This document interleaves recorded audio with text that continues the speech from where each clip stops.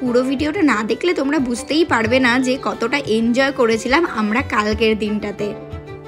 হে hello everyone, সবাই কেমন আছো? আই হোপ তোমরা অনেক ভালো আছো আর আমি অনেক ভালো আছি। আজ আমি চলে এলাম আমার একটা ডেলি ভ্লগের ছোট্ট একটা ভিডিও নিয়ে। তো সকালে উঠেই আমি আমার রেগুলার ডিউটি ক্লাস করাচ্ছি আর স্টুডেন্টরা আজকে প্র্যাকটিস করছে। অ্যান্ড দেন প্র্যাকটিস করাতে করাতে সন্ধ্যাও হয়ে গেল। সন্ধ্যার সময় আমি চলে এলাম রেডি হতে, কারণ আমি আজকে যাব একটা ইভেন্টে।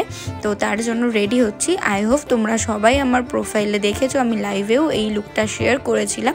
তো আমার মেকআপ ডান হয়ে গেছে আর সবাই কিন্তু জানিও কেমন লাগছে আমাকে দেখতে। তোমরা অনেকে অলরেডি আমাকে জানিয়ে দিয়েছো, আর যারা এখনও জানাও তারা কিন্তু অবশ্যই বলো কেমন লাগছে। আর এই লুকটা যদি তোমরা করতে চাও তো তাহলে তোমরা আমার প্রোফাইলে গিয়ে আমার লাইভ দেখতে পারো, সেখানে কিন্তু আমি আমার মেকআপের টোটাল ভিডিও দিয়েছি।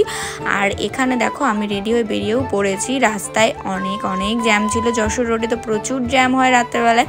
আর আমি বেরোতে প্রায় 9:30 বেজে গেছিলো। তো দেখো সামনে কত জ্যাম পড়ে গেছে। তো আমি টেনশনে পড়ে গেছিলাম যে কখন পৌঁছাবো। অ্যাটলিস্ট পৌঁছে গেছি, অনেক রাত হয়ে গেছিলো। আমি আজ এসেছি আরিয়সি সিনথিয়ার ফার্স্ট ইয়ার অ্যানিভার্সারিতে। তো আজকে আমাদের ইনভিটেশন ছিল, অনেকটা রাত হয়ে গেছে যদিও, তবু এসেছি। দেখো ওদের বাড়িটা কত সুন্দর করে সাজিয়েছে, খুব ভালো লেগেছে। আর আমি ওদের বাড়িতে পৌঁছাতেই যেটা আমার সঙ্গে হলো সেটা তোমরা দেখেই বুঝতে পারবে। আছে এটা কি পাগলামো ছিল, জাস্ট পাগলের মতো করে ও করছিল যে আমি ওদের বাড়িতে এসেছি বলে ভীষণ হ্যাপি।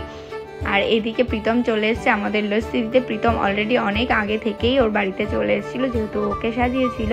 আর এখানে ওর সঙ্গে আমি একটু সেলফিও তুলছিলাম। দেখো আমি ওদের বাড়িতে যাওয়াতে ও ভীষণ হ্যাপি হয়েছিল। তার সঙ্গে এই দেখো ডগিটা, ও যেন মনে হচ্ছিল মানে আরও বেশি হ্যাপি হয়েছে। আর ও এত কিউট না, সবার কোলে এত ভালোভাবে থাকছিল। আমার বাড়িতে যে ডগিটা আছে সেটা তো মানে কেউ কোলে নিতেই পারে না, কারণ ও একদম মানে কি বলবো, কারোর কোলেই যাবে না।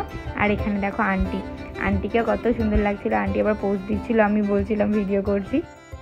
আমাদের যেরকম মুড সুইং হয়, এদিনের ওয়েদারটাও সেরকম সুইং করছিল। বারবার বৃষ্টি হচ্ছিল, আবার থেমে যাচ্ছিল। তার সঙ্গে যে ঘটনাগুলো ঘটলো সেগুলো তো ভাবার মতোই না। আমি খেতে গেছিলাম, বসেও ছিলাম, কিন্তু খাইনি। যদি আমি মন্দির সাথে বাড়ি যাবো, এখন খেলে আমার ঘুম পেয়ে যাবে। ঘুম পেয়ে গেলে ক্লান্ত লাগবে আর আমি ঘুমিয়ে পড়বো। ঘুমিয়ে পেলে বাড়ি যাবো কি করে, তার জন্য এখন খাইনি।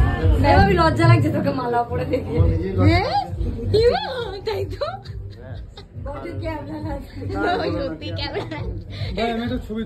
কষ্ট করে আগের বছর পড়েছিলাম আমার কি ভালো লাগছে দেখতে, সুন্দর লাগে। অ্যাকচুয়ালি ওর বাড়িতে যাওয়ার আগে আমি ভাবতেই পারিনি এতটা আমরা এনজয় করতে পারবো। আর এখানে ওদের ফটোশ্যুট চলছে, আমিও কিছু ক্লিপ নিয়ে নিলাম। আর তার সঙ্গে দেখো ওর বরকে খুঁজে বেড়াচ্ছে, মানে মালা নিয়ে। বর মালা খুলে চলে গেছে। তারপরে শুরু হলো মালা বদল। আর মালা বদলটা যখন হচ্ছিল তখনও কিন্তু হালকা বৃষ্টি হচ্ছিল, জাস্ট লাইক পুষ্প বৃষ্টি যেটাকে আমরা বলি। আর তার মধ্যে কিন্তু প্রীতম শঙ্খ বাজাচ্ছে। মানে সত্যি আমরা ভীষণ এনজয় করেছি, ভীষণ এনজয় করেছি। আর তার সঙ্গে প্রীতম দেখো আমার বরের কোলে উঠে বসে আছে। মানে ও যেখানেই যায় সেখানেই শুরু হয়ে যায় কোলে ওঠা, সবাই এটাই বলছিল। আর আমরা খেতে বসেছি, তার মধ্যে দেখো ঝড় বৃষ্টি এমন শুরু হয়েছে যে টাবু উড়ে গেছে মাথার উপর থেকে। আর বাইরের ওয়েদারটা দেখে সত্যিই ভয় পেয়ে গেছিলাম। তারপর ওখান থেকে উঠে আমরা ঘরের মধ্যে এসে সবাই খাওয়া দাওয়া করলাম। আর খাওয়া দাওয়া করেই মোটামুটি আমরা ওখান থেকে বেরিয়েছিলাম। তাতেও আমাদের প্রায় রাত 12টা-1টা বেজে গেছিলো। আর আমাদের দেখো অভিজ্ঞতা বড় একটা ছাতা নিয়ে দাঁড়িয়ে আছে আমাদের রাস্তা পর্যন্ত ড্রপ করে দেবে বলে। আর এদিকে সবাই আমাদের টাটা করছিল, সবারই মন খারাপ হয়ে গেছিলো যেহেতু আমরা সবাই মিলে চলে যাচ্ছি। আর আন্টি মানে আরিয়সীর মা থেকে শুরু করে বাবা, ফ্যামিলি সবাই আমরা একসঙ্গে এসেছি, যেহেতু আমাদের বাড়ি একদম পাশাপাশি। আর আন্টির অবস্থা দেখো, আমরা একটা ছাতায় 4-5 জন করে উঠে তারপরে বাড়ির উদ্দেশ্যে রওনা দিলাম।